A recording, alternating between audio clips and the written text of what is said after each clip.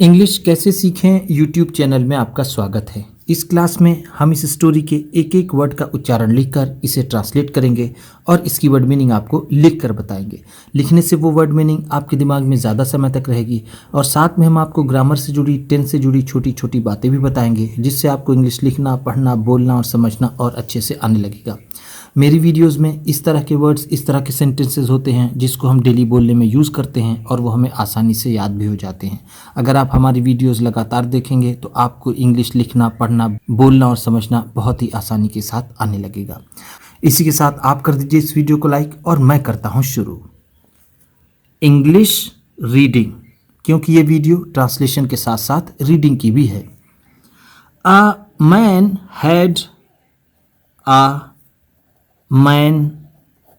Had एक आदमी के पास था। हैड का मतलब होगा के पास था, के पास था। अगर ये हैज़ होता तो इसका मतलब होता के पास है। मैन का मतलब होता है आदमी। एक आदमी के पास था a plot of land, a plot of land, जमीन का एक टुकड़ा। लैंड का मतलब होता है जमीन, प्लॉट जमीन का टुकड़ा। ही डग अप द लैंड, उसने जमीन की खुदाई की या फिर उसने जमीन को खोदा। डग डिग का सेकेंड फॉर्म है। डिग का मतलब होता है खोदना या फिर गड्ढा करना। डग अप है तो उसने खुदाई की। द लैंड जमीन की। ही सोड टर्निप सीड्स, ही सोड उसने बोया। सो का मतलब होता है बोना और सोड है तो उसने बोया। टर्निप सीड्स, शलजम की बीजों को। टर्निप का मतलब होता है शलजम, सीड्स बीज, उसने शलजम के बीजों को बोया। सून जल्द ही, सून का मतलब है जल्द ही। Little plants, little plants,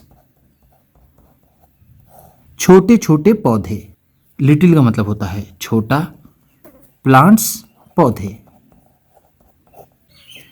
came up, came up आ गए। केम अप का मतलब आ गए, आ गए। जल्द ही छोटे छोटे पौधे आ गए यानी उग गए। बट लेकिन, बट का मतलब है लेकिन। वन प्लांट एक पौधा। प्लांट का मतलब जैसा मैंने आपको बताया पौधा। वन एक। केप्ट ग्रोइंग, केप्ट ग्रोइंग उगता चला गया। Bigger and bigger, bigger and bigger, बड़ा और बड़ा। लेकिन एक पौधा बढ़ता गया बढ़ता गया। ग्रोइंग बिगर एंड बिगर का मतलब होगा बढ़ता गया बढ़ता गया। ऐसे तो ग्रो का मतलब होता है बढ़ना, केप्ट ग्रोइंग है तो बढ़ता रहा। It did not stop growing, it did not stop growing, इसने बढ़ना बंद नहीं किया। ग्रो का मतलब जैसे मैंने आपको ऊपर बताया बढ़ना। स्टॉप का मतलब होता है रुकना या फिर बंद करना। इसने बढ़ना बंद नहीं किया।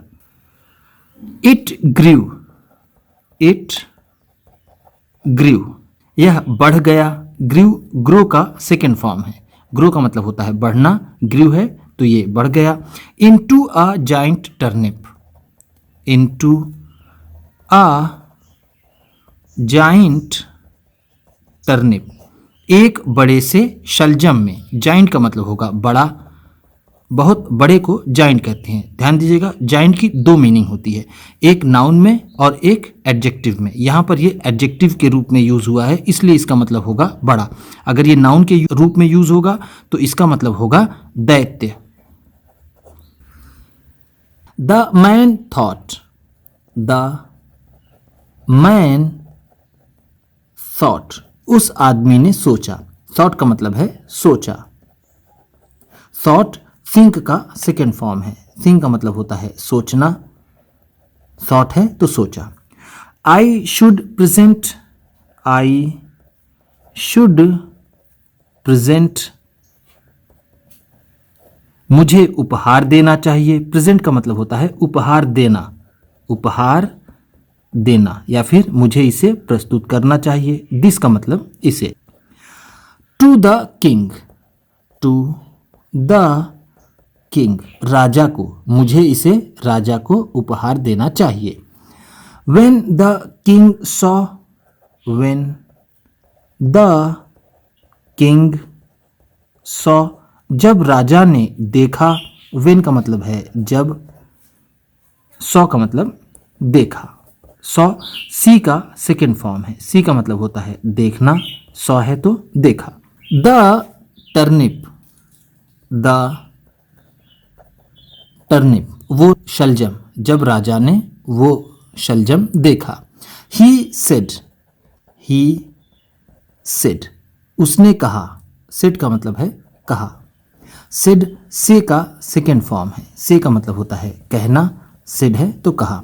This is wonderful, this is wonderful, यह शानदार है। दिस का मतलब है यह, इज है, वंडरफुल का मतलब शानदार, यह शानदार है। You must be a magician, you must be a magician, तुम जरूर कोई जादूगर होगे। यू मस्ट बी, तुम जरूर होगे, अ मैजिशियन, कोई जादूगर। आ का मतलब यहां पर होगा कोई, मैजिशियन का मतलब जादूगर। The king took the turnip, the king, राजा ने, टूक ले लिया। टूक का मतलब है ले लिया। टूक टेक का सेकेंड फॉर्म है। टेक का मतलब होता है लेना, टूक है तो ले लिया। द टर्निप, उस शलजम को।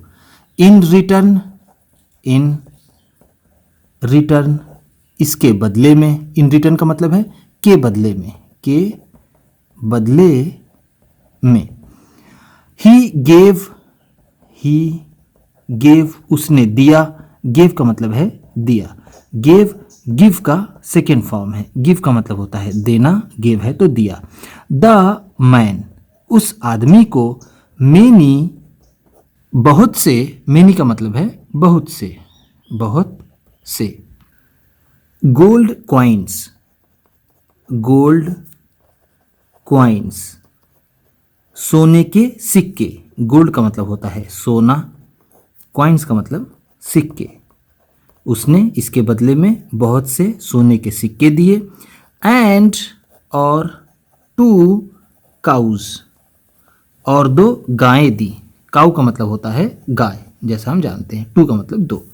The man came home, the man, वो आदमी। केम, आया। होम, घर। होम का मतलब है घर। केम, आया। केम कम का सेकेंड फॉर्म है। कम का मतलब होता है आना, केम है तो आया। हैप्पी, यहां पर हैप्पीली होना चाहिए, हैप्पी, खुशी से। यहां पर अगर हैप्पीली हो तो ज्यादा सही रहेगा। वो आदमी खुशी से घर आया। Now his neighbour thought, now, अब। नाउ का मतलब है अब। हिज नेबर थॉट, उसके पड़ोसी ने सोचा। हिज का मतलब है उसके, नेबर का मतलब पड़ोसी। थॉट सोचा। This man gave, this man gave, इस आदमी ने दिया, ओनली अ टर्निप, ओनली अ टर्निप, सिर्फ एक शलजम, ओनली का मतलब है सिर्फ, एक टर्निप शलजम। To the king, to the king, राजा को, राजा को इस आदमी ने सिर्फ एक शलजम दिया। इन रिटर्न, इन रिटर्न, इसके बदले में, the king gave him, the king gave him, राजा ने उसे दिया, गोल्ड क्वाइंस, गोल्ड क्वाइंस, सोने के सिक्के, and two cows, and two cows, और दो गायें। I'll give the king, I'll, ये आई विल का शॉर्ट फॉर्म है जिसे आइल भी पढ़ते हैं। आइल गिव, मैं दूंगा, द किंग, राजा को, ज्वेल्स, जवाहरात, ज्वेल्स का मतलब होगा आभूषण या फिर जवाहरात, जवाहरात। एंड हॉर्सेस, एंड हॉर्सेस, और घोड़े, मैं राजा को आभूषण और घोड़े दूंगा।